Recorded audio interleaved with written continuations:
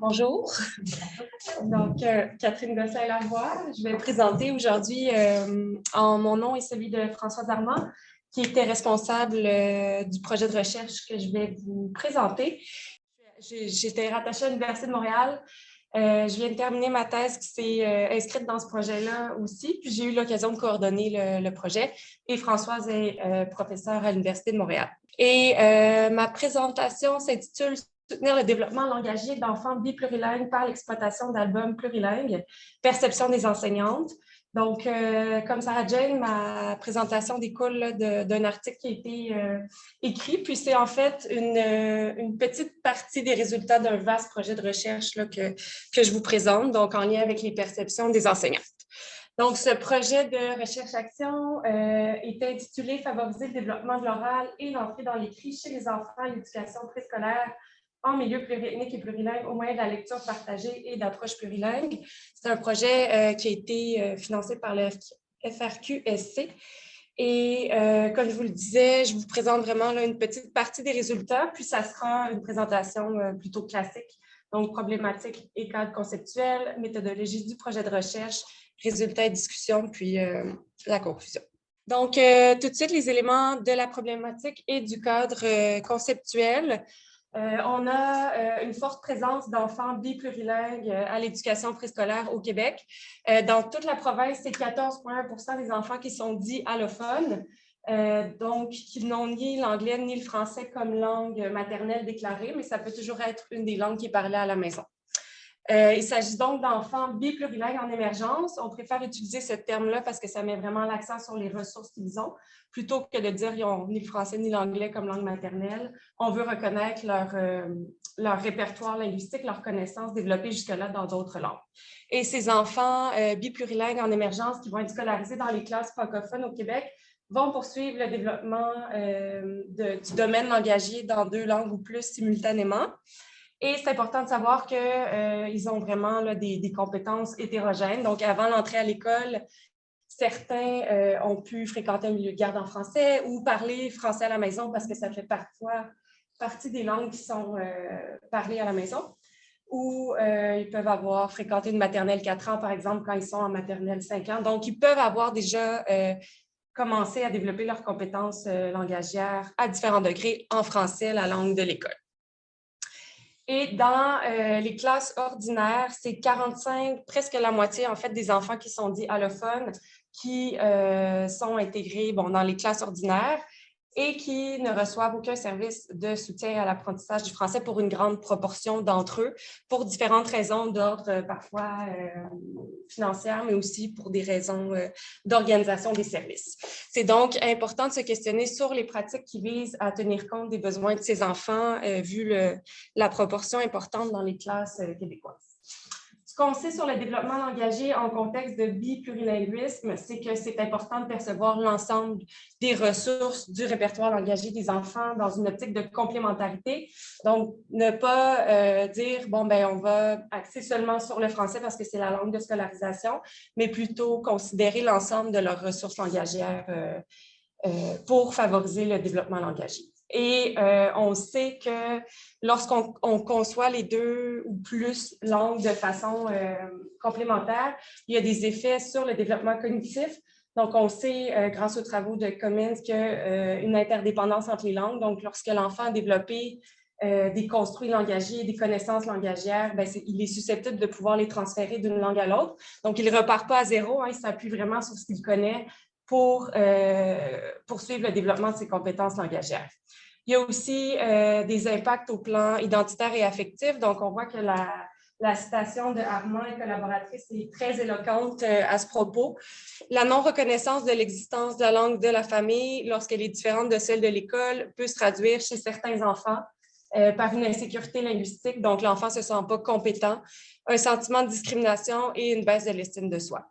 Et également, il va y avoir des répercussions sur l'engagement parce que si les enfants, si on leur exige de s'exprimer seulement en français, s'ils ne parlent pas français, ils sont contraints de rester silencieux et donc ils vont difficilement pouvoir s'engager dans des apprentissages.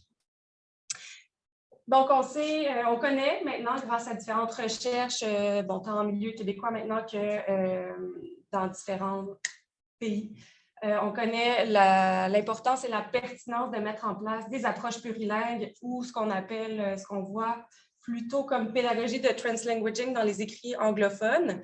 Ce sont en fait des approches pédagogiques qui vont faire appel à l'ensemble des ressources langagières des enfants. Et donc, il s'agit pour des enseignantes de créer des contextes pédagogiques qui sont motivants, signifiants, dans lesquels les enfants vont être soutenus et encouragés à mobiliser leurs différentes ressources linguistiques. Donc, ça peut être, par exemple, au moyen de l'utilisation de la littérature jeunesse dans différentes langues, où on voit que dans certaines recherches, il y a eu aussi des textes identitaires plurilingues. Donc, l'enfant, au moyen d'une dictée à l'adulte, par exemple, va parler de son vécu, et ça se fera dans différentes langues. Donc, ce sont des exemples d'approches plurilingues. On sait que ces approches, elles vont favoriser les apprentissages dans les domaines linguistiques et métalinguistiques. Donc, lorsqu'on compare les différentes langues, par exemple, on compare le vocabulaire, on peut faire de la conscience phonologique en comparant entre les langues aussi. Ça va favoriser les apprentissages de la langue, mais aussi de réflexion, les capacités de réflexion sur la langue. Ça permet aussi de légitimer les connaissances et les habiletés des enfants biplurilingues en émergence, donc de les considérer comme experts. Et pour l'ensemble des élèves, ça permet une ouverture à l'altérité et à la diversité linguistique. Donc, ce sont des approches qui sont pertinentes à mettre en place tant dans des milieux pluriethniques et plurilingues que dans des milieux dits plus homogènes. Et on sait que, en fait, il y a eu des recherches dans lesquelles des approches plurilingues étaient mises en place auprès d'enfants d'âge préscolaire. Et dans certaines recherches, on a vu des effets positifs sur le développement langagier oral, donc au plan du vocabulaire, la compréhension de la production orale aussi, et des effets positifs sur le développement langagier écrit en ce qui concerne la connaissance des lettres, la correspondance, la connaissance, la compréhension des correspondances graphèmes-phonèmes, les conventions, les fonctions de l'écrit. Et ces données-là étaient recueillies soit dans les deux langues des enfants ou dans une ou l'autre des langues, mais on sait qu'il y a un effet positif des approches plurilingues sur le développement langagier. Et parmi ces approches plurilingues, une avenue intéressante, c'est l'utilisation d'albums de littérature jeunesse bi- ou plurilingue, donc des albums qui sont écrits, en fait, une même histoire qui va être écrite dans deux langues ou plus. Et ce qui est intéressant avec l'album bilingue, c'est que ça permet une légitimation physique, vraiment une représentation des langues qui passent par l'écrit, parce que certaines langues sont pas, en fait, ont moins de prestige et souvent, il n'y a pas d'écrit nécessairement dans des langues de l'immigration. Donc, un album plurilingue qui présente une représentation écrite des différentes langues va vraiment permettre de légitimer le bagage linguistique des enfants. Et des recherches empiriques ont permis aussi de mettre en lumière la pertinence de l'utilisation des albums plurilingues sur le développement de différentes habiletés langagières auprès d'enfants d'âge préscolaire, donc sur le vocabulaire, les connaissances graphophonèmiques, concepts et conventions d'écrit. Mais la plupart de ces recherches ont été menées soit en contexte anglophone, donc par exemple dans l'Ouest canadien, ou elles étaient menées en milieu familial, donc il y avait un besoin de recherche sur l'exploitation d'albums plurilingues dans des classes de maternelle en milieu québécois francophone. Et une autre dimension importante aussi pour favoriser le développement langagier des enfants d'âge préscolaire, ce sont les collaborations école-famille. Et en milieu pluriethnique et plurilingue, il y a un concept qu'on appelle le fonds de connaissances. En fait, on peut prendre appui sur le fonds de connaissances des parents, qui sont les connaissances, les habiletés développées par leur expérience de vie, dont font partie les différentes langues des parents qu'on peut mettre à profit. Et auprès des parents issus de l'immigration, ça permet de les reconnaître aussi comme experts. Donc, plutôt que d'inviter en classe les parents pour dire venez superviser un groupe d'élèves pendant une sortie, là, on les implique vraiment de façon active et pertinente. Et c'est également en lien avec les orientations du programme cycle de l'éducation préscolaire, le plus récent, qui fait une place vraiment importante aussi aux collaborations école-famille. Maintenant, quelques mots sur la prise en compte des enfants biplurilingues dans le programme du préscolaire québécois.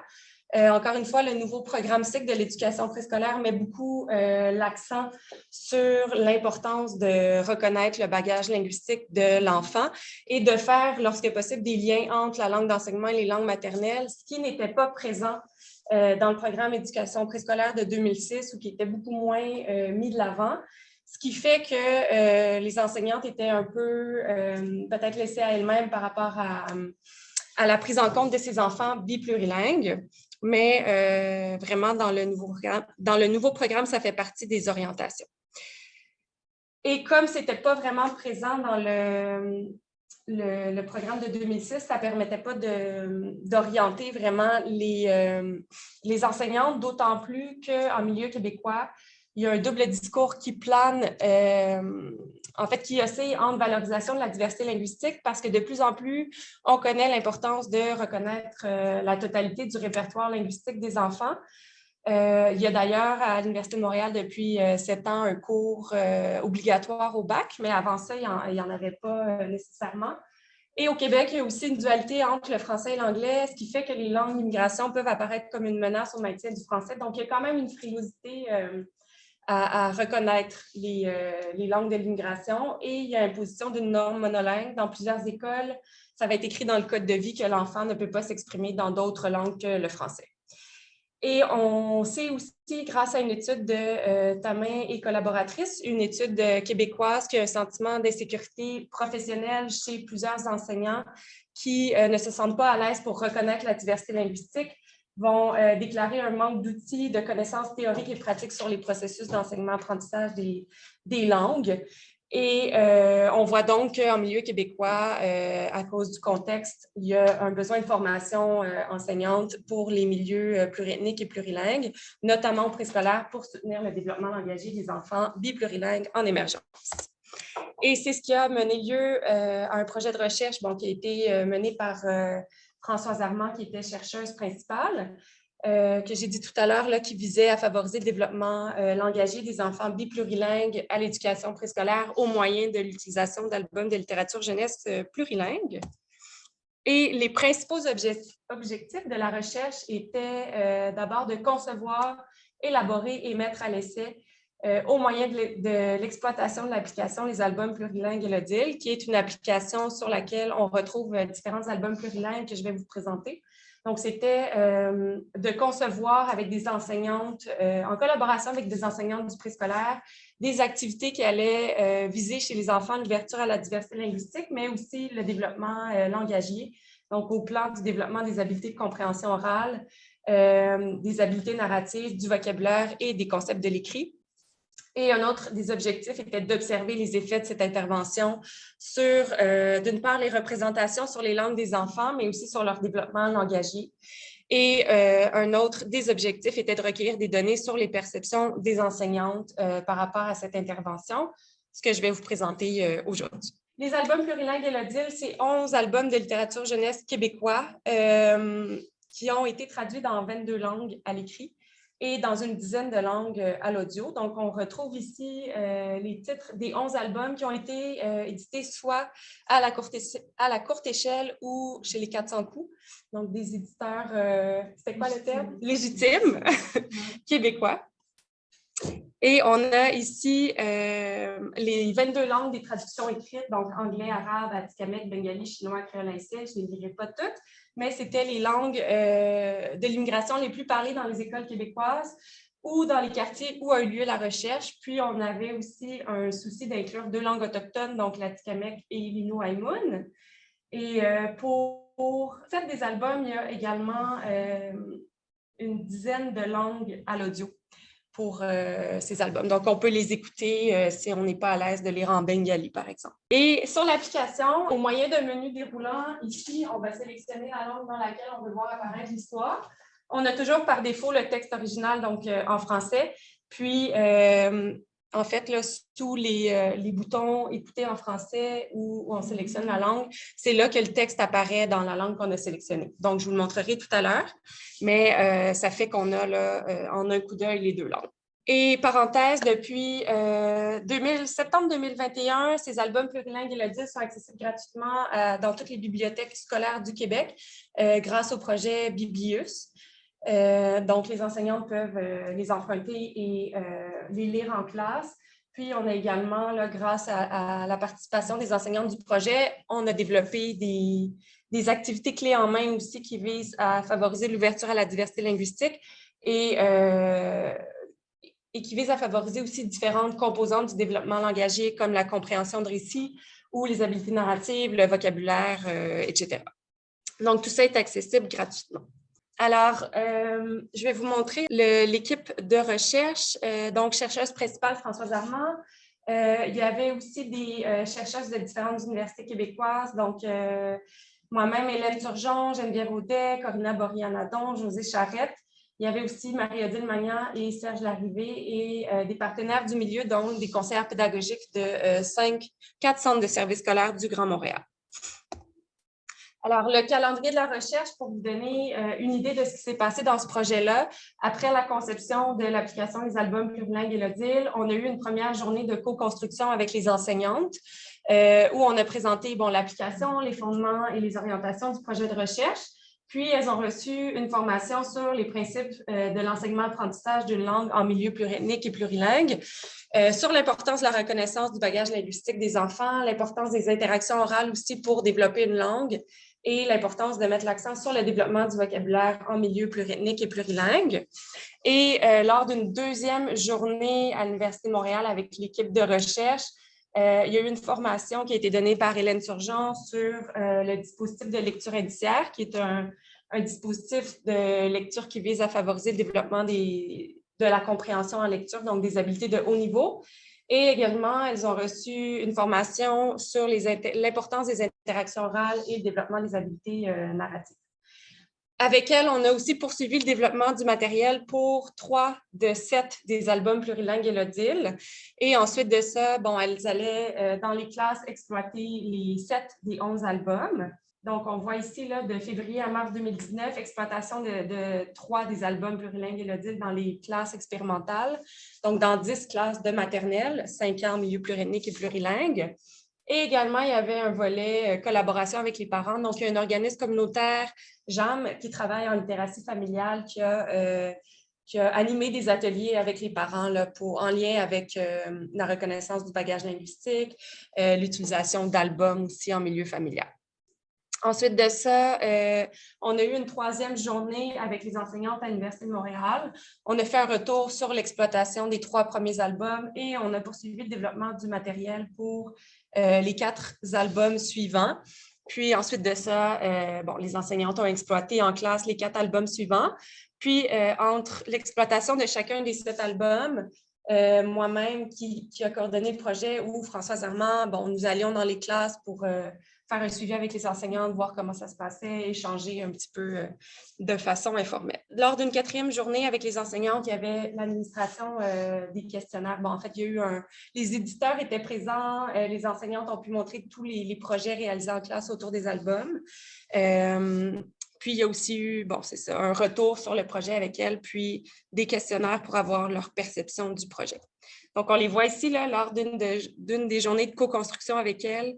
On préparait le matériel pour l'album Poil aux pattes, donc dans lequel Gertrude, la grenouille, est la protagoniste. Et il y a eu plusieurs données là, recueillies dans le cadre du vaste projet, dont des données sur le développement langagier auprès des enfants, au moyen de pré-test, post-test. Il y a aussi eu des données recueillies en lien avec les représentations sur les langues des enfants. Il y a aussi eu des données qui ont été recueillies auprès des parents grâce à José Charette, qui a fait des focus groups. Puis, auprès des enseignantes, notamment à la suite du projet, donc de l'expérimentation dans les 10 classes de maternelle, les 10 enseignantes ont répondu à un questionnaire là, pour avoir des données sur l'appréciation du projet de recherche. Donc, il y avait 9 questions dans le questionnaire. Et maintenant, je vais vous présenter les résultats et la discussion. Donc, pour analyser les réponses des enseignantes, en fait, on a regroupé leurs réponses selon 4 thèmes et on les a synthétisées. Donc, tout d'abord, on a des données sur l'appréciation de l'application. Ensuite, on a leur perception de leur observation quant aux apprentissages langagiers, à l'ouverture à la diversité linguistique et à l'engagement des enfants. Des données sur leur sentiment de compétences professionnelles et leur perception par rapport aux relations avec les familles issues de l'immigration. Donc, tout d'abord, par rapport à l'appréciation de l'application, pour toutes les enseignantes, donc pour les 10 enseignantes, l'application a été l'élément incontournable pour mettre en place des approches plurilingues dans la classe. Donc ça ici, c'est une citation là, qui est en fait le verbatim pas le verbatim, mais la transcription de ce que les enseignantes ont répondu. Donc, sans cette application, le projet n'aurait pas pu se faire. Sincèrement, le fait d'avoir accès à des livres traduits dans autant de langues a donné un sens à mes interventions et cela a donné du sens aux approches plurilingues. Ou une autre enseignante qui dit que c'est vraiment une belle porte d'entrée pour voir la diversité, pour impliquer les parents et pour donner un sentiment d'appartenance aux élèves dont le français n'est pas la langue maternelle. Donc, on voit qu'il y avait, les enseignantes déclaraient un manque par rapport aux outils pour valoriser, pour gérer la diversité linguistique en milieu scolaire. Donc, on voit que la création de l'application a permis de répondre à un besoin évoqué par les enseignantes en milieu pluriethnique et plurilingue. Et que c'est tout à fait en lien aussi avec les orientations du programme de l'éducation préscolaire. Maintenant, les résultats quant aux observations par rapport aux apprentissages langagiers des enfants. Donc, la majorité des enseignantes ont observé, en fait, ont eu l'impression que les enfants ont développé leurs habiletés de compréhension orale des récits au moyen des activités de lecture indiciaire qu'elles avaient pu développer avec Hélène Turgeon. Également, ils ont développé leur capacité de réfléchir et d'échanger sur des sujets éthiques et sensibles parce que plusieurs des albums rejoignaient des sujets éthiques et sensibles et qu'ils ont acquis des nouveaux mots de vocabulaire. Puis, ces perceptions ont été confirmées par des analyses statistiques parce que, comme je le disais tout à l'heure, dans le projet, il y avait 10 classes expérimentales et il y avait des pré-tests, post-tests pour voir l'évolution du développement langagier des enfants qui ont été comparés à un groupe contrôle. Donc, effectivement, les enseignantes ont eu l'impression que les enfants ont progressé et ça a bien été le cas. Par rapport à l'ouverture à la diversité linguistique et à l'engagement des enfants, les enseignantes ont vraiment, de façon majoritaire, ont observé le sentiment de fierté que manifestaient les enfants et aussi un développement de la curiosité envers les langues parlées par leurs pairs. Donc, on a une enseignante qui dit « Ce projet accorde beaucoup d'importance à la langue maternelle de l'enfant. On la valorise. L'enfant apprend que ses amis parlent différentes langues à la maison. Ils apprennent à accepter la différence. Ils veulent en apprendre plus sur les langues. Parfois, un élève va demander à un autre élève comment tu dis telle chose à la maison. » Donc, on voit qu'il y a vraiment une ouverture à la diversité linguistique par rapport à toutes les langues parlées dans la classe. Et ça rejoint aussi les orientations du programme cycle de l'éducation préscolaire, notamment dans le développement social. Bien, on veut que l'enfant démontre de l'ouverture aux autres, qui accepte qu'un autre enfant soit différent de lui sur le plan physique ou culturel. Donc, on voit qu'on atteint en partie cet objectif-là. Également, dans le domaine du développement langagier, dans le programme cycle de l'éducation préscolaire, l'enfant est amené à prendre conscience des similarités, des différences entre la langue d'enseignement et d'autres langues. Et une enseignante dit à cet effet, « Bon, dans ma classe, c'est rendu normal de maîtriser plusieurs langues, d'en parler et d'écouter des livres en plusieurs langues, ce qui n'était pas le cas l'an dernier. » Et donc, on sait que grâce je ne l'ai peut-être pas mentionné tout à l'heure de façon explicite, mais les albums plurilingues étaient exploités en classe dans les différentes langues. Ils n'étaient pas lus seulement en français, mais dans les différentes langues. Donc, il y avait des comparaisons qui étaient faites entre les langues et on voit que les enfants ont pu prendre conscience justement des ressemblances, des différences entre la langue d'enseignement et être davantage ouverts à ça. Et en lien avec le développement affectif aussi, on s'attend à ce que en fait, on veut amener les enfants à être fiers de ce qu'ils font, parler positivement d'eux-mêmes. Puis, on voit qu'une enseignante dit au début, les enfants étaient gênés, mais après, ils étaient fiers d'entendre l'histoire dans leur langue maternelle. Donc, on voit qu'il y a vraiment des effets positifs au plan affectif et identitaire. Et de façon unanime, les enseignantes aussi ont souligné que les enfants étaient engagés. Donc, ils étaient toujours attentifs, toujours contents, intéressés, élèves très motivés, ils veulent participer. Donc, on voit ça, c'est des mots-clés là, qui ont été évoqués par différentes enseignantes. Puis, pour la petite histoire, quand j'allais dans les classes pendant le projet, il y a une enseignante qui a annoncé aux enfants que c'était le dernier album des 7 qui allait être exploité. Puis, les enfants pensaient qu'elle faisait une blague et ils disaient « Ben non, c'est pas vrai » parce qu'ils étaient un peu dans le déni finalement. Ils voulaient continuer à entendre les albums. Donc, il est possible d'affirmer, à l'instar de d'autres recherches, que les approches plurilingues mises en place dans le cadre du projet ont permis de favoriser l'engagement des enfants. Sentiment de compétences professionnelles. Donc, la moitié des enseignantes mentionnent se sentir plus sensibilisés à la présence des enfants biplurilingues dans leur classe et mieux outillés pour mettre en place des pratiques pédagogiques appropriées. Donc, on voit là, il y a plusieurs propos assez intéressants. Donc, le projet m'a rendu plus soucieuse d'amener les élèves à faire des liens entre leur langue maternelle et le français, plus outillés pour valoriser les élèves, créer un climat favorable à l'apprentissage, où c'est vraiment une belle porte d'entrée pour voir la diversité, pour impliquer les parents et pour donner un sentiment d'appartenance aux élèves dont le français n'est pas la langue maternelle. Donc, le projet puis l'accompagnement qui a été fait auprès des enseignantes paraît avoir contribué à répondre à un besoin qui avait été identifié notamment dans la recherche québécoise de Tamin et collaboratrice qui disait que, en fait, dans lequel on voyait que les enseignantes le mentionnaient un besoin de formation en milieu pluriethnique et plurilingue. Et finalement, en ce qui concerne les relations avec les familles issues de l'immigration, la majorité des enseignantes soulignent la part du projet sur le sentiment de fierté et le désir des parents de collaborer avec l'école. Donc, les parents sont contents qu'on valorise leur langue maternelle. Ils aiment avoir facilement accès à des livres dans leur langue et d'autres langues à la maison parce que, en fait, on n'imposait pas évidemment aux parents de lire seulement dans la langue parlée à la maison, mais au contraire, d'être curieux puis d'aller explorer avec leurs enfants les différentes langues. Une enseignante dit « Les parents et moi-même avons adoré l'application et tout ce qu'on pouvait y faire. Découverte des langues, il y avait aussi des jeux aussi, d'éveil aux langues qui étaient présents sur l'application. Et les parents pouvaient suivre à la maison une partie des choses vécues en classe. Donc, ça, c'est vraiment intéressant parce que ça permet, même si ce n'est pas physiquement à l'école, il y a une collaboration école-famille qui se met en place. Les parents se sont sentis inclus et un partage et une collaboration étroite se sont tissés au fil des mois et cela a un impact positif dans la vie de l'enfant. Donc, on a réussi, en fait, on a l'impression d'avoir réussi dans ce projet-là à impliquer les parents issus de l'immigration de façon significative, vraiment qui ait une implication active s'ils le désiraient, puis de se sentir compétents à soutenir leur enfant en lien avec les apprentissages scolaires, même s'ils n'étaient pas nécessairement à l'aise dans la langue de l'école. En conclusion, les enseignantes qui ont participé à la recherche-action, qui ont participé à la co-construction des activités et utilisé l'application se sont senties mieux outillées pour intervenir en milieu pluriethnique et plurilingue et elles ont toutes observé des progrès chez les enfants, ce qui a été confirmé par des analyses statistiques. Et également, le projet a permis de rapprocher l'école et la famille pour que les enfants puissent développer leur identité de façon harmonieuse et devenir à la fois francophones et plurilingues.